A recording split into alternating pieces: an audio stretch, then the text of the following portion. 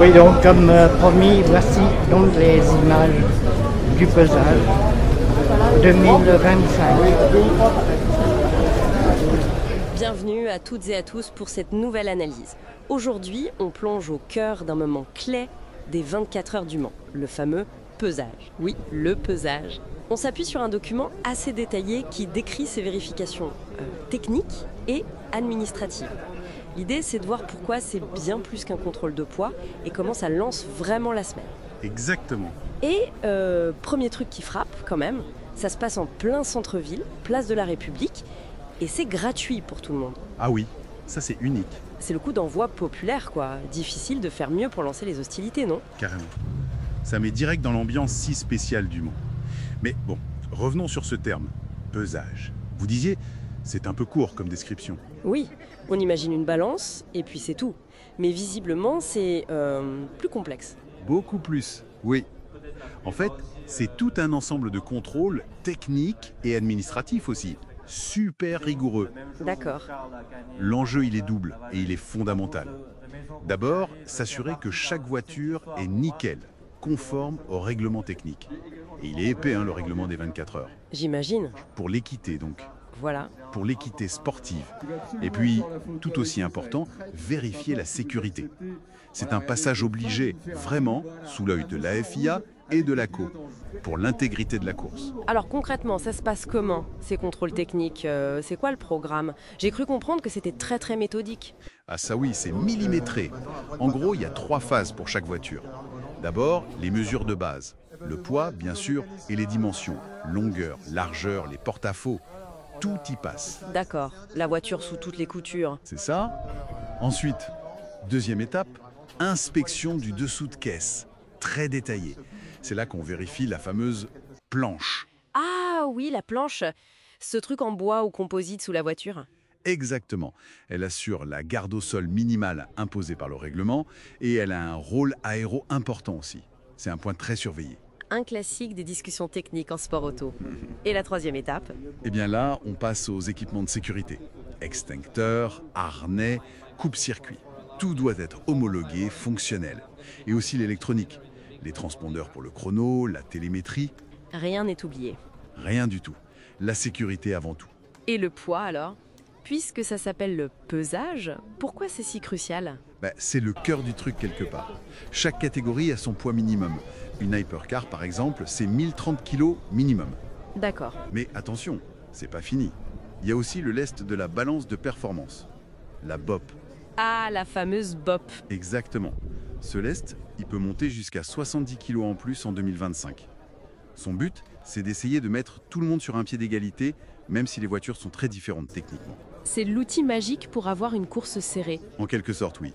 C'est un élément clé pour garantir le suspense et l'équité entre les constructeurs. Ça montre bien comment tout est lié. La sécurité, l'aéro avec la planche, le poids de base et la bob par-dessus. Passionnant cet équilibre. Et les pilotes pendant ce temps? Ils regardent leur voiture se faire démonter. Ah non, pas du tout. Eux aussi, ils y passent. Contrôle de la licence internationale, évidemment, mais aussi tout l'équipement. La combi anti-feu, le casque, le système ANS pour le coup.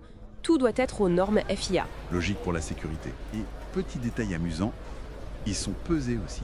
Quoi? Les pilotes sur la balance? Mais pourquoi faire? Alors ça, c'est une nouveauté qui arrive en 2025 et c'est assez fascinant. Il va y avoir un système de compensation lié au poids moyen de l'équipage. Comment ça? On fixe un poids de référence, 82 kg. Si la moyenne des 3 pilotes de l'équipage est en dessous, hop, on ajoute du lest dans la voiture pour compenser. Incroyable. Donc si tu as une équipe de pilotes poids-plume, tu te prends un handicap de poids. Exactement. L'idée, c'est de neutraliser l'avantage que pourrait donner un pilote plus léger. Ça doit jouer sur les réglages, la répartition des masses. C'est fou. Tout à fait. Ça montre bien jusqu'où va la recherche de l'équité absolue, que la différence se fasse sur le talent, la stratégie, la fiabilité. Pas sur le pèse-personne, quoi. C'est dingue. Mais on parlait de la place de la République au début, de l'ambiance. Parce que là, on parle technique, règlement. Mais c'est aussi une fête, non? Ah oui, complètement. Et c'est ça qui est génial avec le Hater pesage. Pendant que les officiels sont là avec leurs outils de mesure, les fans sont juste à côté. C'est vrai. Oui, oui.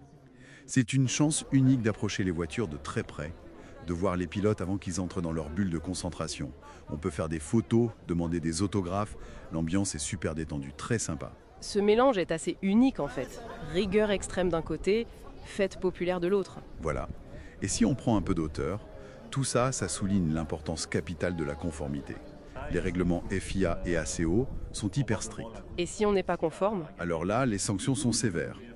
Ça va de la pénalité en temps ou en tour à l'amende et ça peut aller jusqu'à l'exclusion pure et simple. Ah oui, quand même.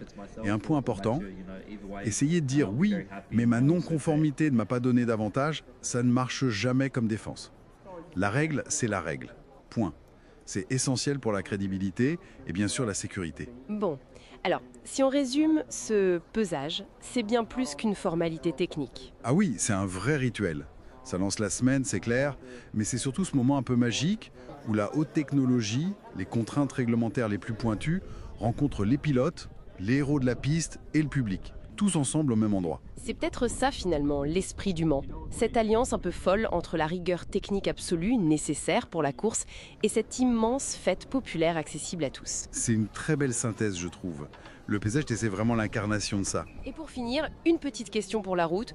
Comment ce mélange très particulier de contrôle hyper méticuleux, presque secret parfois, et d'ouverture totale au public, comment ça participe année après année à forger la légende et l'atmosphère unique des 24 heures du Mans?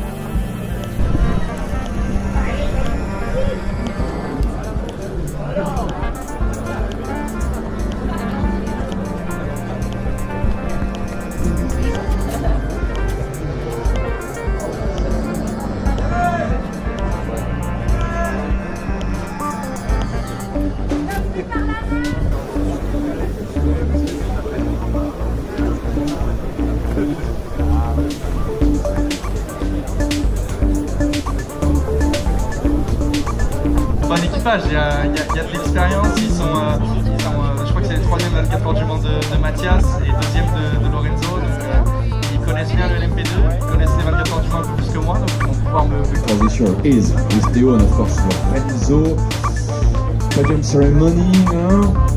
I think that's always the goal.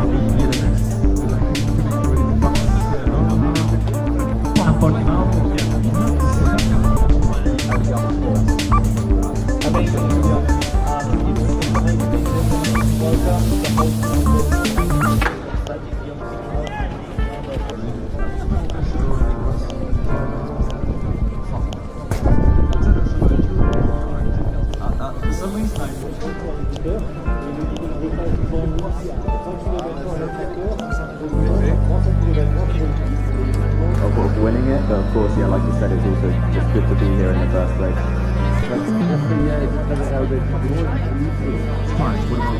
Ah, la classe. I could read. Some people, it's really, really awesome. The last